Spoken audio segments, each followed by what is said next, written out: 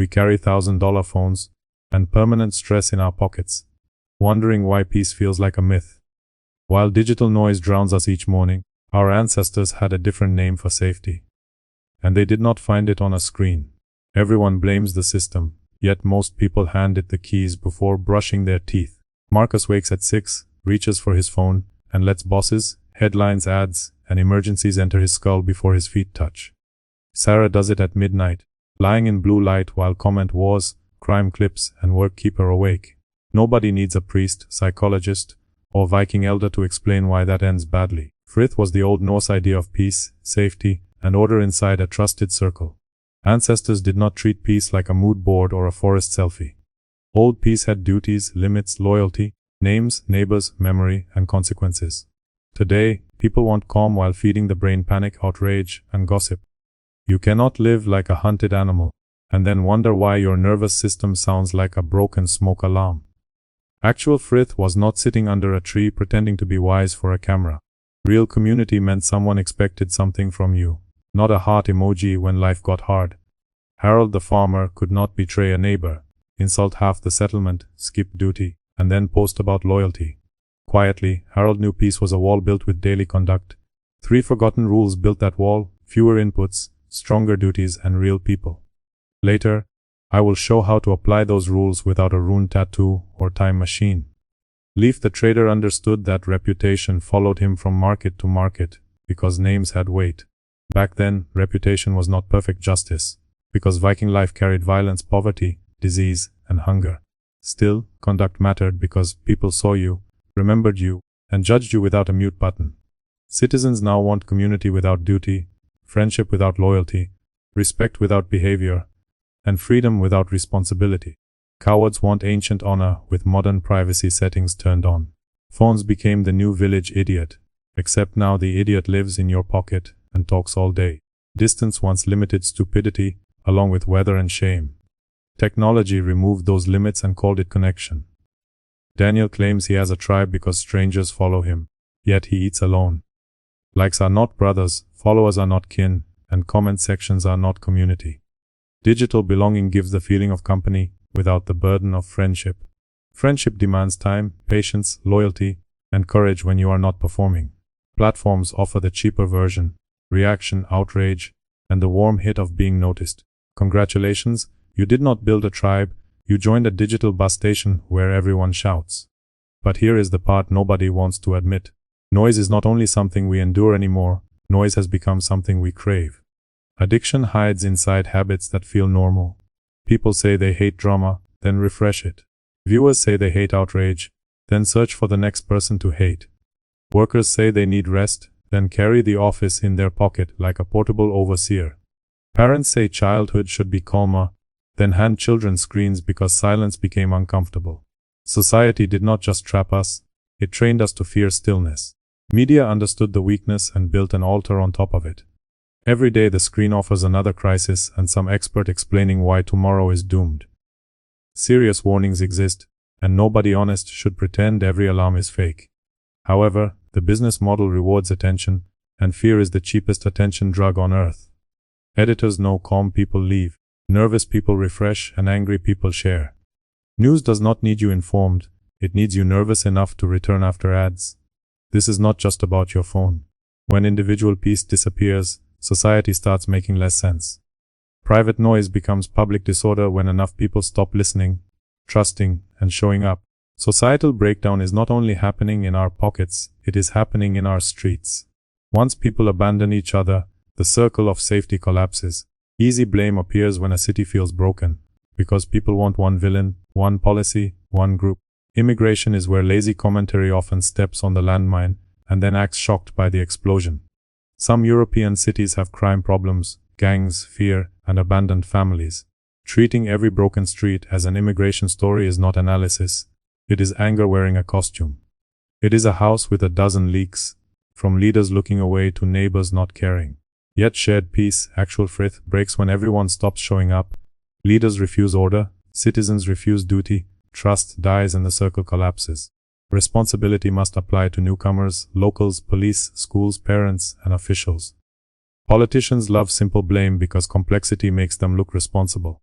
Our average politician explains crime like a toddler explains a broken vase, point elsewhere and hope nobody checks the room. Wait, it gets crazier.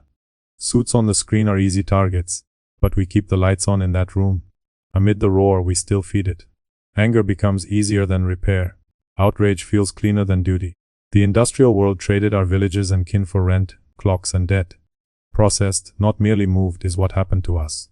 Norse farmers faced hunger, injury, cold, dirty water. Raids, feuds, and winters that ignored feelings. Comfort removed horrors our ancestors would have traded anything to escape. Clean water, heating, antibiotics, dentistry, and shelter are not small blessings. Modern comfort trained millions to live under artificial light, eat delivery food, sit all day, stare at glass, and buy breathing apps.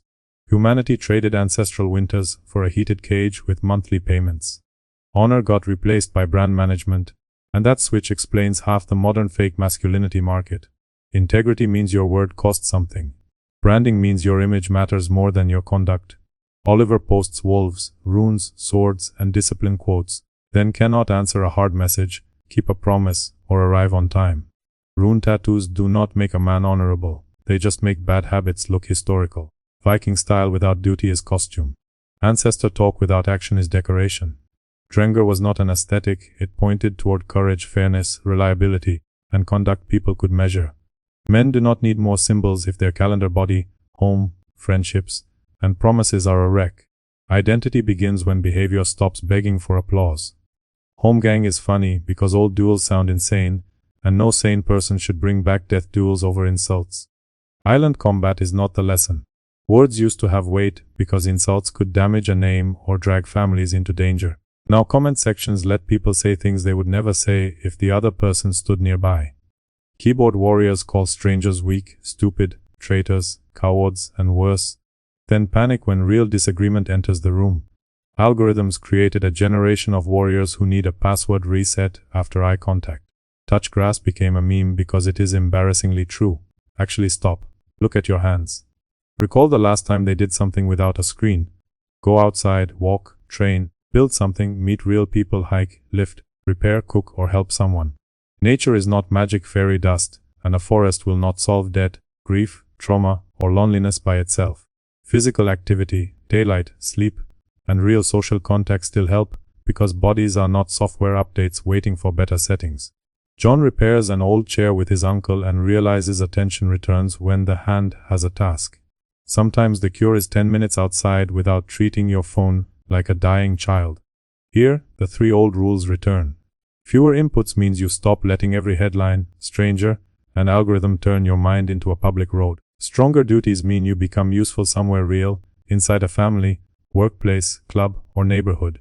Known faces matter more than reactions, because trust grows through meals, work, loyalty, and presence.